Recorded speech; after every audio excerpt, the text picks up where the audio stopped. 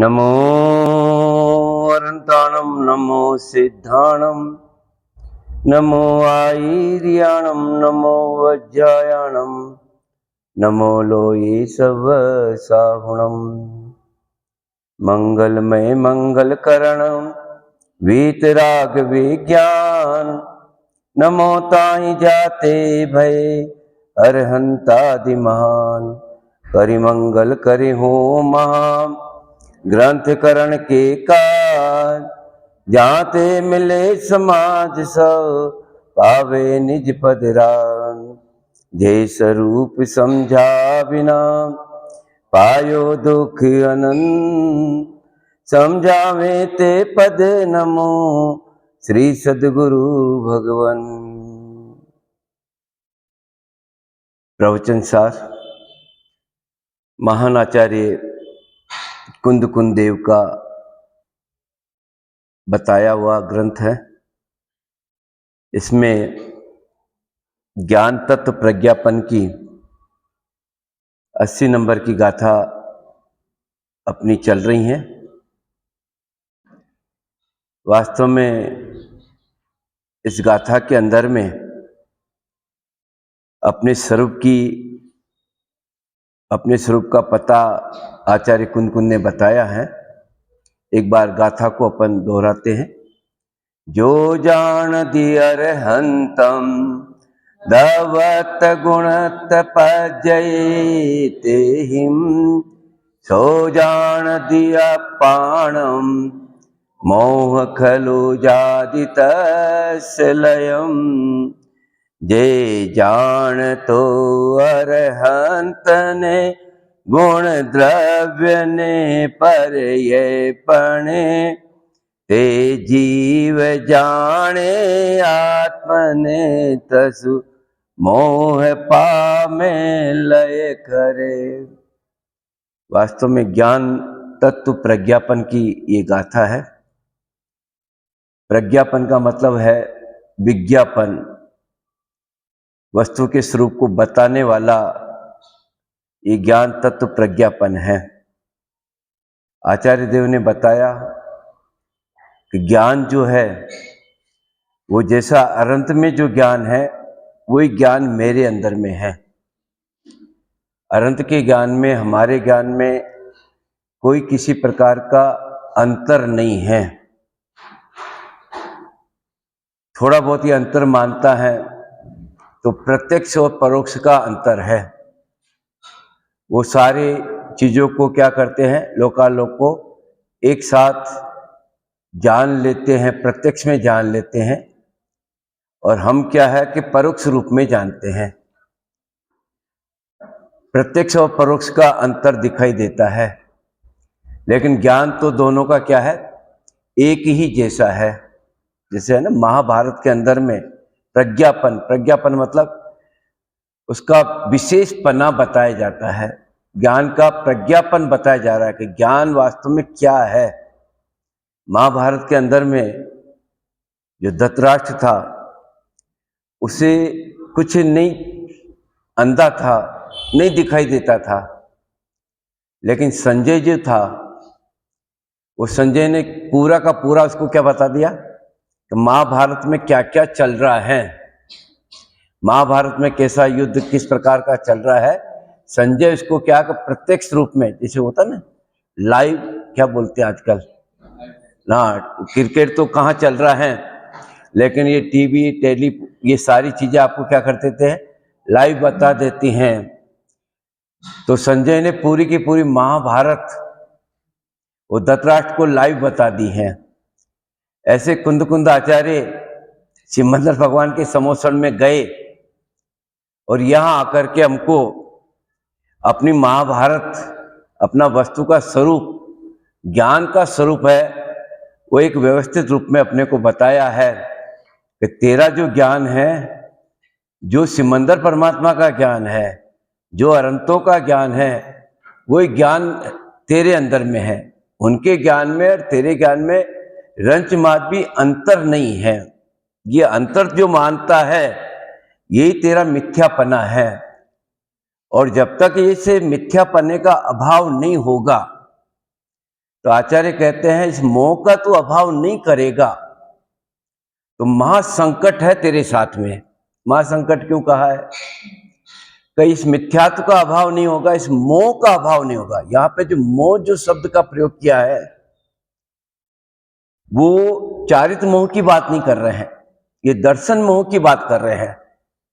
ऐसे तो आचार्य तो अमृतचंद आचार्य टीका लिख रहे हैं तो उनके लिए तो चारित्र मोह की बात ही है, लेकिन वास्तव में हमको तो हमारे लिए समझना है, हमारे लिए गाथा लिखी गई है। तो अगर ये दर्शन मोह का अभाव नहीं हुआ है तो आचार्य कहते हैं कि तू जितना भी ये पढ़ रहा है, स्वाध्याय आदि कर रहा है, जितना भी ज्ञान कर रहा है, ये सारा का सारा ज्ञान वो दर्शन मोह का अभाव नहीं होगा तो सारा ज्ञान क्या कहलाएगा? क्या ज्ञान क्या कहलाएगा? ये ज्ञान तेरा सारा अज्ञान रूप में कहलाने वाला है। जो जितना भी तू बाहर में क्रियाकांड का पालन कर रहा है, व्रत उपास जो भी कर रहा है, अगर तूने इस पर्याय में सम्यक्त की प्राप्ति नहीं करी, जो हम वस्तु का स्वरूप बता रहे हैं इसको नहीं तूने जाना, तो सारा का सारा जो आचरण जो कर रहा है वो आचरण क्या कहलाने वाला है? सम्यक कहलाएगा कि मिथ्या कहलाएगा? वो मिथ्यात्व ही कहलाने वाला है। सारा ज्ञान मिथ्यात्व कहलाने वाला है। वो मोह इतना भयंकर बैठा हुआ तेरे अंदर में, जैसे तत्वार्थ सूत्र में भी उदाहरण दे रखा है, शराबी शराब पी रखी हैं, वो माँ को क्या है कि पत्नी बोल देता है, तब तो अपन उसके ज्ञान को क्या बोलते हैं कि इसको कुछ पता नहीं है कि ये माँ को क्या बोल रहा है, पत्नी बोल रहा है, तो इसका ज्ञान सारा का सारा क्या है? मिथ्यात्व है। मिथ्यात्व का मतलब शराब पी रखे इसको कोई भान नहीं है। ऐसे आचार्य हमको भी कह रहे हैं कि तू जितना भी सब कुछ कर रहा है, लेकिन तूने अगर इस पर्याय में, ये इतनी सुंदर पर्याय तेरे को मिल गई है मनुष्य पर्याय, और अगर इसमें तूने मोह का अभाव नहीं किया, मोह का अभाव नहीं किया, तो जो तू सारा समय जो दे रहा है, ये सारा का सारा जो ज्ञान है वो क्या कहलाने वाला है? किसके कारण से? वो मोह के कारण से। दर्शन मोह का तूने अभाव नहीं किया, सम्यक्त की प्राप्ति नहीं करी। यानी ये गाथा जो है ना अपना एक अपने को जागृत कर देने वाली है। जैसे किसी बच्चे की क्या है कि मेला देखने गया और उसकी मां खो गई, बच्चे से पूछा गया भैया तेरी मां का नाम क्या है, तो बच्चा नहीं बता पा रहा है, वो माँ माँ माँ माँ माँ बोलता है। पुलिस वाले बहुत परेशान हो गए, बहुत परेशान हो गए, क्या करें? तो उन्होंने क्या किया कि उसको ऐसी जगह खड़ा कर दिया कि भैया तू पहचानना तेरे को ही पड़ेगा, हम तेरी क्या कि सहयोग कर सकते हैं। नाना प्रकार के आचार्य देव उदाहरण खड़े कर दिए हैं, ऐसे हम जानकारी दे सकते हैं। अब उसको खड़ा कर दिया, बहनें निकल रही हैं, अब पुलिस वाला बार बार पूछ रहा उसको तो भैया इतना टाइम हो गया, तू तो भोजन कर ले, चाय पी ले, नाश्ता कर ले। लेकिन वो बच्चा नाश्ता वास्ता करेगा नहीं करेगा? क्यों? तो उसको पता है कि मैं नाश्ता करने बैठ गया और कहीं उसी समय माँ क्या है निकल गई, तो फिर बाद में मेरी वो माँ क्या कि मेरे को मिलने वाली नहीं है और शाम हो गई, तो फिर तो क्या कि माँ का पता लगने वाला है ही नहीं है। हम जो भी बैठे हुए हैं यहाँ पे, अशोक भैया अपन सब बैठे हुए हैं, अपना तो क्या है शाम आ गई है, और अभी भी अपन ने अगर उसको नहीं पहचाना, सम्यक्त की प्राप्ति नहीं करी, मोह का अभाव नहीं किया, दर्शन मोह का अभाव नहीं किया, तो आचार्य कहते हैं संकट मां संकट है। यानी जो तू जितना सब कुछ कर रहा है ज्ञान, वो सारा ज्ञान क्या अज्ञान के खाते में चला जाने वाला है। जितना आचरण कर रहा है वो सारा का सब कहाँ जाने वाला है? अज्ञान के खाते में चला जाने वाला है। इसलिए आचार्य बहुत ही करुणा करके गाथा लिखी है, वापस पढ़िए इसको, जो जान दिया रे हंतम दवत गुणत पजय ते हिम सो जान दिया पाणम मोह कलु जादित लयम। अपन ने कल भी थोड़ा सा पढ़ा था कि जो वास्तव में अनंत को द्रव्य रूप से, गुण रूप से और पर्याय रूप से जानता है, वह वास्तव में अपनी आत्मा को जानता है, क्योंकि दोनों में निश्चय से अंतर नहीं है। दोनों में अंतर नहीं मतलब वो अनंत परमात्मा में और तेरे में क्या है, अंतर नहीं है। वो बार बार कह रहा है कि निश्चय से अंतर नहीं है। और अनंत का स्वरूप अंतिम ताव को प्राप्त सोने के स्वरूप की भांति परिशिष्ट यानी स्वर प्रकार से स्पष्ट ख्याल में आता है। सोने का उदाहरण दे दिया है कि अनंत परमात्मा है, जैसे सोना है, शुद्ध है, शुद्ध शुद्ध शुद्ध। तो अनंत परमात्मा जो है वो तो प्योर शुद्ध है, लेकिन हम अपने को कैसा लगता है, हम अपने आप को विचार करें कि अनंत परमात्मा तो अपने को शुद्ध लगते हैं, यथार्थ सही लगते हैं। जैसे 24 कैरेट का जो सोना है अंतिम ताव वाला, वो सोना तो हमें शुद्ध लग रहा है, लेकिन हम जो है क्या कि पाषाण है, पाषाण, स्वर्ण पाषाण के समान है। लेकिन स्वर्ण पाषाण है, लेकिन हमारा जो सोना है वो भी वैसा का वैसा है कि नहीं है। क्या कहा? जैसा वो सोना है 24 कैरेट वाला, जैसा वो शुद्ध सोना है, ऐसा हमारा भी जो सोना है वो शुद्ध है कि नहीं है, वैसा का वैसा है कि नहीं है। तो भाई साहब आप ही कह रहे हो कि हमारा तो पाषाण है, पाषाण का मतलब वो गंदगी में मिला हुआ सोना है, और अनंत परमात्मा का क्या है, 16 यानी 16 ताव का दिया शुद्ध सोना है उनका। तो अंतर दिखाई दे रहा कि नहीं दे रहा है? वो शुद्ध है, मैं अशुद्ध हूं, वो सर्वज्ञ है, मैं अल्पज्ञ हूं। ये अपने को अंतर दिखाई देता कि नहीं देता है? आचार्य कहते हैं ये अंतर दिखाई दे रहा है, लेकिन ये अंतर किसके कारण से दिखाई दे रहा है? तो गाथा को थोड़ा सा ध्यान से शब्दों पे ध्यान देना। यहां अंतर जो दिखाई दे रहा है, आचार्य कहते हैं हम तेरे को क्या चीज दे रहे हैं, हम कौन सी चीज तेरे को पकड़ा रहे हैं।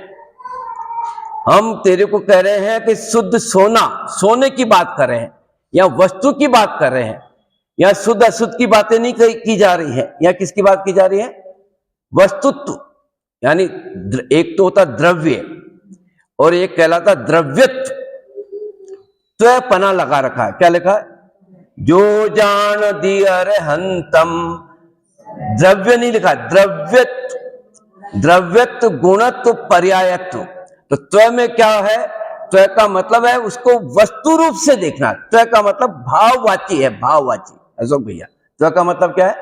ये भाववाची, भाववाची। तो सोने को क्या है कि शराब के यहां पे देगा,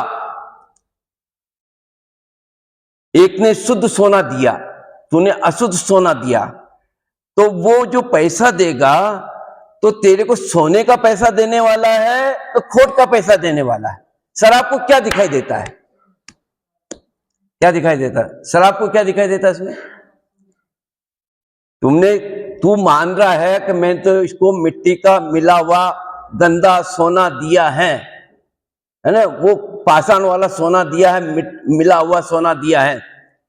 लेकिन जो सच्चा शराब है वो तेरे को जो पैसा देगा या उसको जो वो लेगा, तो उसको उसमें क्या दिखाई देता है? उसको क्या दिखाई देता है?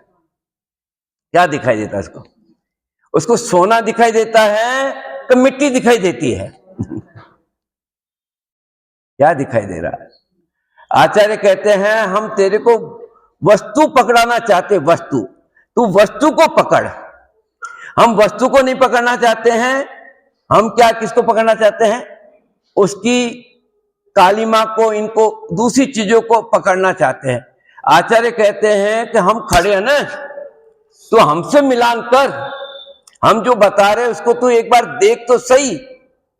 तू द्रव्य को देखेगा तो नाना प्रकार का अंतर दिखाई देगा कि ये तो केवल ज्ञान को प्राप्त कर लिया है, मेरे पास में मति शुद्ध ज्ञान है, इनके पास में केवल ज्ञान है। तू ये भेदों को मत देख।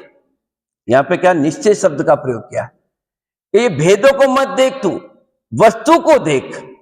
वस्तु को देखेगा तो तेरे को क्या है कि उस प्योर सोना सोना सोना सोना क्या है, वो सोना रूप में दिखाई देने वाला है। लेकिन तू वस्तु को नहीं देख करके किसको देखना चाहता है? वो भेदों को देखना चाहता है। भेदों को देखना चाहेगा तो तू वस्तु की प्राप्ति करने वाला नहीं है। तो सोना जो है, तो शराब को अपन देते हैं तो शराब क्या देखता है उसमें? क्या देखता है उसमें?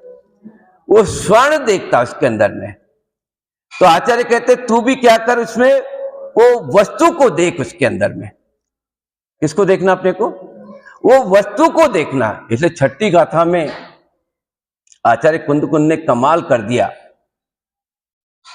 कि मैं न तो प्रमत हूं न अप्रमत हूं। महाराज वो ध्रुव कैसा है, तो ये भी क्या है कि समझाने के लिए कह दिया उन्होंने कि मैं प्रमत नहीं हूं, मैं अप्रमत नहीं हूं, मैं तो क्या हूं?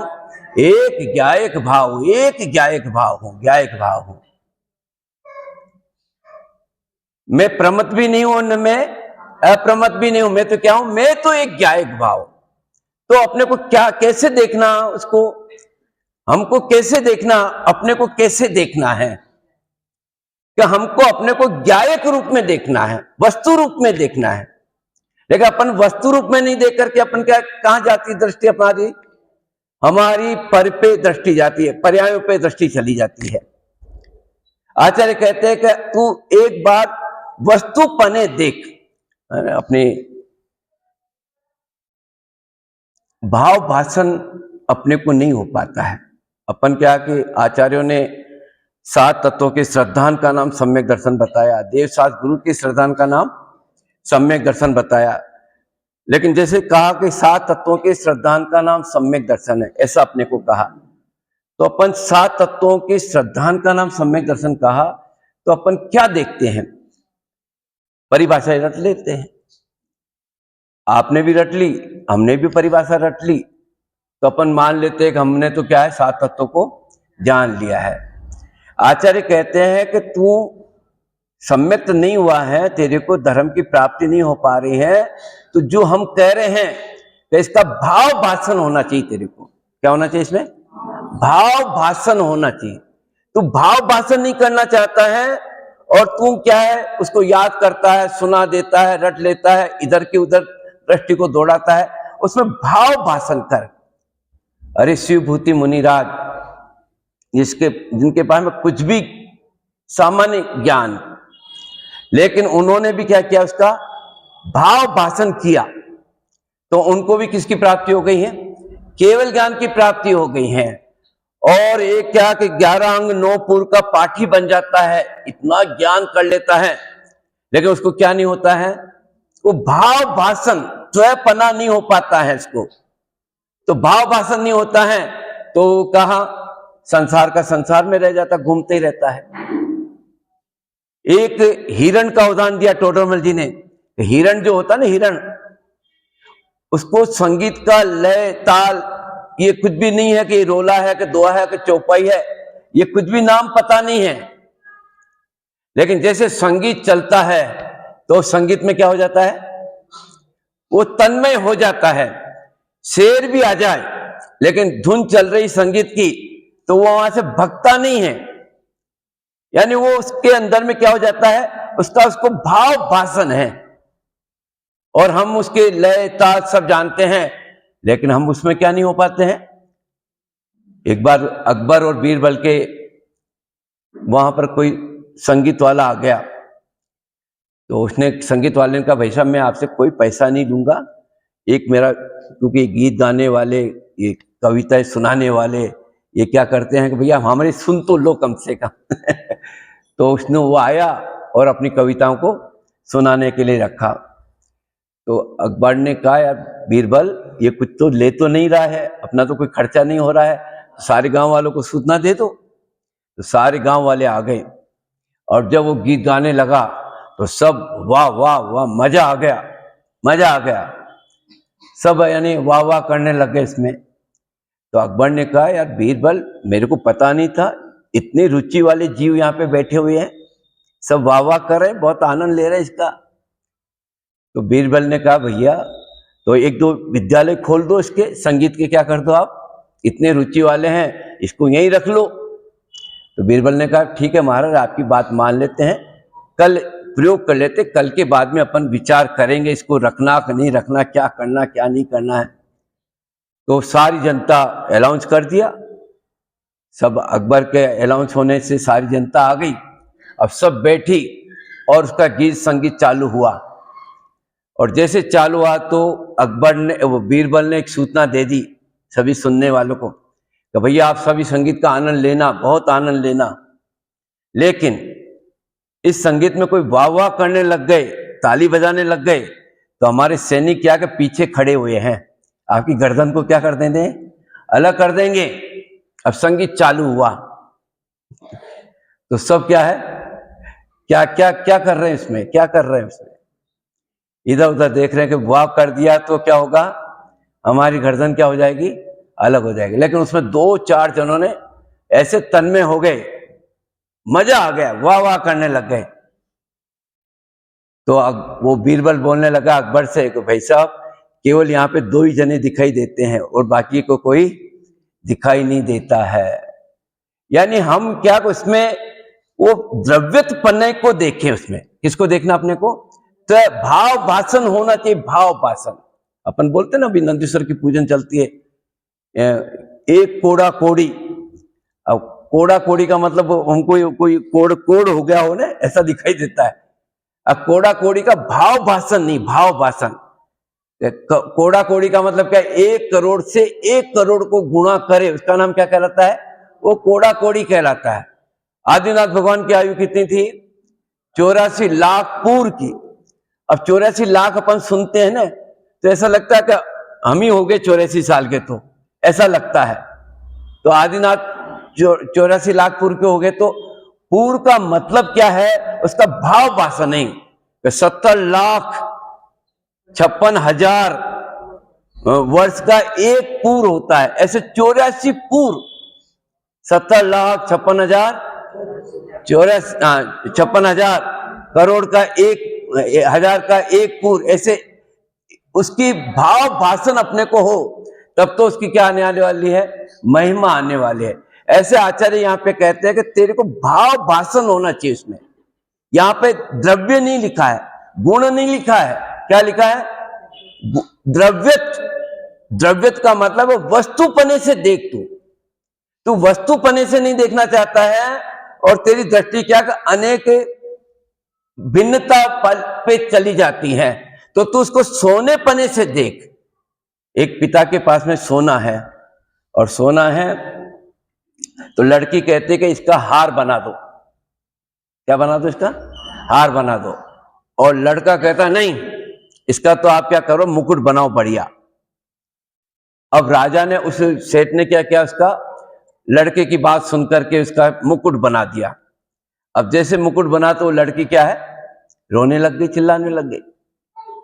लड़का प्रसन्न हो रहा है, लेकिन उस सेठ को कोई भी अंतर नहीं पड़ रहा है। क्यों अंतर नहीं पड़ रहा है, तो उसकी दृष्टि कहां पे है, दृष्टि कहां पे है, वो हमारी दृष्टि हार पे पड़ रही है, हमारी दृष्टि मुकुट के ऊपर पड़ रही है, लेकिन वो उसकी सेठ, उस राजा की दृष्टि कहां पड़ी हुई है, सोने के ऊपर दृष्टि पड़ी है। आचार्य कहते हैं ऐसे तू क्या कर, उसको द्रव्यपने से देख, वस्तु को किस अपेक्षा से देख, तू द्रव्यपने से देख, तू अपने को ध्रुवपने से देख, ज्ञायपने से तू देख। क्या आत्मा शुद्ध है, गुण भी शुद्ध है, तो फिर इसकी पर्याय क्या है, पर्याय अशुद्ध क्यों है? ऐसे नाना प्रकार के क्या प्रश्न आप अपने अंदर में खड़े होते रहते हैं। पर्याय को आप भिन्न क्यों कर रहे हो? आचार्य कहते हैं न तो हम पर्याय को भिन्न कर रहे हैं, न उस पर्याय की बातें कर रहे हैं, हम तो वस्तु की बात बता रहे तेरे को। किसकी बात बता रहे हैं? तू वस्तु पने से देख, बार बार जोर डाला जा रहा है। क्या दिखाए पे? जो जानती अरंतम दवत गुणत पज्यते हिम। अभी परिभाषा बताने वाले आपको, द्रव्य की वास्तव में परिभाषा क्या है, द्रव्य की परिभाषा क्या है। इस प्रवचन सार में द्रव्य की परिभाषा बताए, लेकिन पहले अपने समझें कि यहां किसको पकड़ाया जा रहा है? वस्तु को पकड़ाया जा रहा है। वस्तु को पकड़ने की कला ख्याल में आना चाहिए। पिक्चर देखने के, और पर्दा जो है, पर्दा कैसा है पिक्चर का? सफेद है। लेकिन पहली बार कोई गांव का आदमी आया छिंदवाड़ा में और पिक्चर देखने के लिए चला गया। अब पिक्चर देखने गया तो उसको वस्तु का तो पता नहीं, पर्दे का तो पता नहीं है। अब पिक्चर देखने गया तो एकदम उसमें क्या का गंगा की लहरें बताई, पानी बताया गया, तो एकदम जोर से चिल्लाता, उठो यहां से, भगो यहां से, यहां तो क्या पानी पानी आ रहा। तो पिक्चर वाला पास में जो बैठे थे, भैया भगो मत, तेरे ऊपर पानी आने वाला नहीं, बैठ जाते तो देख आराम से। अब थोड़ी देर बाद में क्या आग बताई गई, तो एकदम वो चिल्लाता, देखो देखो आग आ रही है, मैं जल जाऊंगा। तो उसको बिठाए हुए बैठ जा, तो शांति से बैठ। फिर इसमें बंदूक की गोलियां तोपे चलने लगी, अब तो मैं मर जाऊंगा, अब तो भगने दो मेरे को। तो पिक्चर वाला सोचने लगा ऐसे ऐसे महान आदमी बैठे हुए हैं, तो बीच में क्या कर देते हैं, वो इंटरवेल कर देते हैं। क्या होता है? होता नहीं होता? मैं तो बहुत दिन हो गए। क्या होता है पिक्चर में? इंटरवेल होता है। इंटरवेल क्यों किया जाता है डॉक्टर साहब? बात बहुत सरल है भैया, आपको त्वय पने का भाव समझाना, मेरे को द्रव्यत पने का भाव समझाना। क्या कहा? इंटरवेल किया जाता है। तो इंटरवेल क्यों किया जाता है? कि देख लो भैया, ये हमारा जो पर्दा है ना, वो पर्दा तो क्या है, जैसा है वैसा ही है वो पर्दा। लेकिन हमारा दुर्भाग्य है कि जब इंटरवेल होता है तो हम सब कहां निकल जाते हैं? बाहर निकल जाते हैं। और जो चालू होता है तो फिर वापस क्या है? तो हमको तो यही दिखाई देता है, ये तो लाल हो गया, ये पीला हो गया, ये जल गया, ये पानी आ गया है। ऐसे आचार्य कहते हैं कि हम जिस द्रव्य की बात कर रहे हैं, वस्तु की बात कर रहे हैं, तो तू वो वस्तु को तो नहीं देखना चाहता है, और तू क्या उसको वस्तु को वस्तुपने से समझाना चाहते हैं। उस अपेक्षा से तू देख उसको। लेकिन आचार्य के साथ में क्या कि जो द्रव्य है ना, द्रव्य वो कोई ना कोई अवस्था में है। क्या कहा? मैं आपसे कहूं मेरे को आप सोना दे दो साहब, यहां पे है ना सोने वाले तो काफी दुकानें हैं, क्या चाहिए?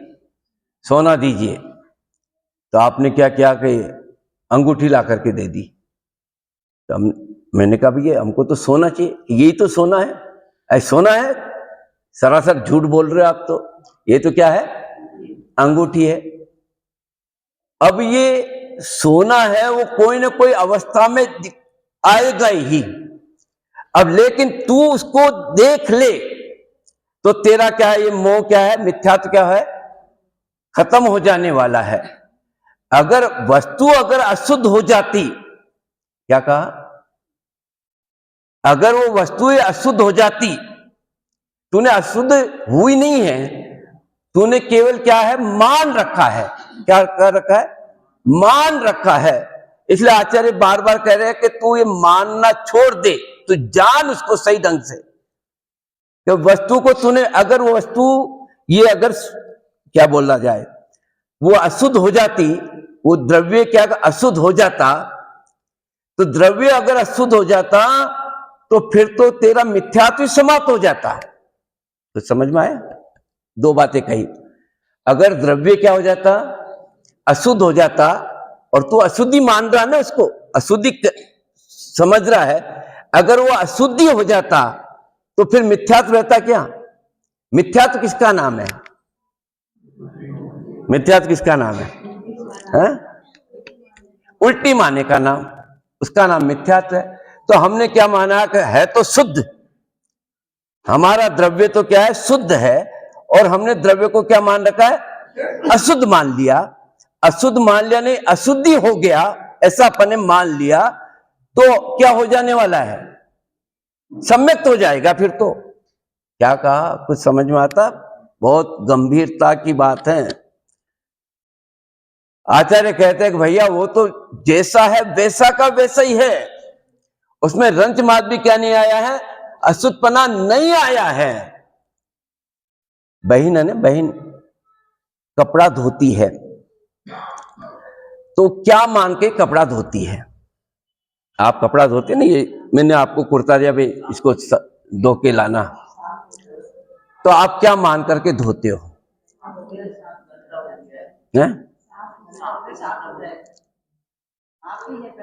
नहीं, क्या मान के धोते हो? मैं आपसे प्रश्न पूछ रहा हूं। गंदा मानते हो? है? अगर गंदा ही है तो फिर धोने की बात ही क्या है साफ है वो, क्या है साफ है। और अगर वो गंदा ही है तो कितना बुरुश घिसोगे उस पे?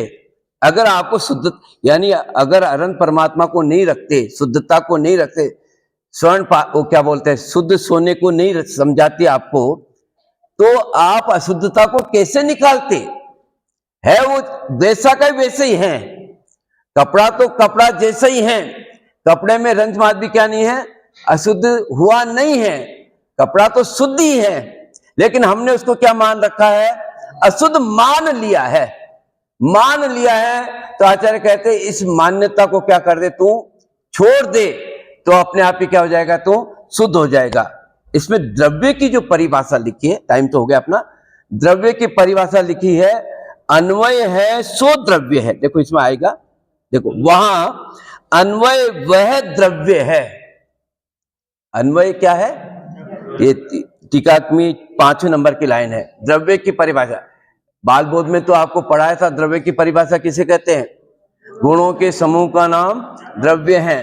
वो परिभाषा भी हमारे युगल जी साहब तो बोलते हैं कि ये भी पराधीन परिभाषा है।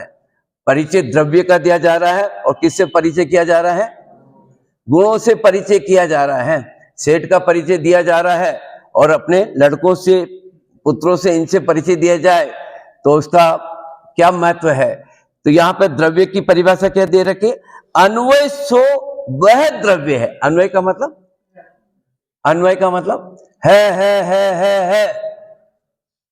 वर्तमान में भी है, भूत में भी है, और भविष्य में भी क्या है वो है। ये क्या है कि ये द्रव्य की परिभाषा है। मैं जीव हूं, अभी वर्तमान में भी जीव हूं, भविष्य में भी क्या है, जीव रहूंगा, और वर्तमान में भी क्या है, जीव हूं। मैं तो हर काल हर समय, इसलिए छठी गाथा में तो कौन से शब्द का प्रयोग किया, यानी सर्वथा, यानी क्या बोलते हैं उसको शब्द को, कि ये है, यानी सर्वथा है। ऐसा नहीं कि अभी तो अशुद्ध है और फिर बाद में क्या है। एक बार हम लाइट वाले के पास में गए, लाइट वाले के पास में, और लाइट वाले से शिकायत करी कि भाई साहब, ये तुम छिंदवाड़ा में मध्य प्रदेश में लाइट का बहुत गड़बड़ कर रखा है। तो उनका भाई क्या बात है, क्या गड़बड़ कर रखी?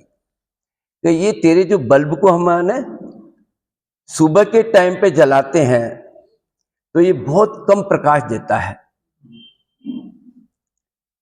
बहुत कम प्रकाश देता है, और दोपहर में जलाते तो और भी कम देता है, और अंधेरी रात में जलाते शाम के टाइम पे तो फिर लगता कि हाँ अब ये पूरा प्रकाश दे रहा है। तो लाइट वाले से कहा, भैया तू ऐसा क्यों करता है कि सुबह के टाइम पे ऐसा देता प्रकाश, शाम के टाइम पे दोपहर में इस प्रकार का देता है, और अंधेरी रात में पूरा का पूरा देता है, तो तू ऐसा क्यों करता है? तो लाइट वाला क्या बोला कि भाई साहब, आपका 100 वाट का बल्ब है, तो चाहे तुम दिन में जलाओ, चाहे दोपहर में जलाओ, चाहे रात को जलाओ, वो तो तीनों टाइम एक जैसा क्या कर रहा है कि नहीं, हमको तो कम ज्यादा लगता है। तो तुम डॉक्टर को दिखाओ, डॉक्टर केसी जैन को दिखाओ आप, तो सही करेंगे तुम्हारे को। लेकिन ये जो बल्ब है ना तो हर समय क्या है, एक ही टाइप का प्रकाश दे रहा है। ऐसे आचार्य कहते हैं कि जो द्रव्य है तो हमको तो अभी तो क्या दिखाई देता है, अशुद्ध दिखाई देता है, और जब सम्यक दर्शन होगा तब क्या होगा, मैं शुद्ध होऊंगा, और जब केवल ज्ञान होगा तब मैं क्या कहूंगा, परिपूर्ण शुद्ध होऊंगा। आचार्य कहते हैं द्रव्य किसे कहते हैं, द्रव्य का मतलब होता है अन्वय, तो वो ही है तीनों काल, हर समय। एक भी समय में अगर वो अशुद्ध हो जाता तो कौन सी चीज का प्रयोग करते को शुद्ध होता। ध्यान से सुनना, क्या कहा, एक समय के लिए भी अगर वो अशुद्ध हो जाता द्रव्य, तो कौन सी चीज का प्रयोग करते कि वो शुद्ध हो जाता। एक समय भी एक कपड़ा अगर काला हो जाता तो कौन सा साबुन लगाते कि शुद्ध हो जाता। एक समय में भी क्या कर, वो तो कपड़ा शुद्ध ही है, तुमने मान लिया है, मान लिया तो इस मान्यता को क्या कर दे, तू छोड़ दे। तो जो जानती अरंतम दवत गुणत पज्जते हिम, सो जानती अपाणम मोह खलु जादि तस्य लयम। अब द्रव्य तो अन्वय है, और गुण क्या बताया इन्होंने, अन्वय के विशेष। अब अन्वय के विशेष क्या होता है, और पर्याय को क्या बताया है, व्यतिरेक। व्यतिरेक मतलब भिन्न भिन्न, लेकिन किसकी भिन्नता, अन्वय की विशेषता। अब वो अन्वय की भिन्नता व्यतिरेक क्या है, ये कल अपन चर्चा करेंगे।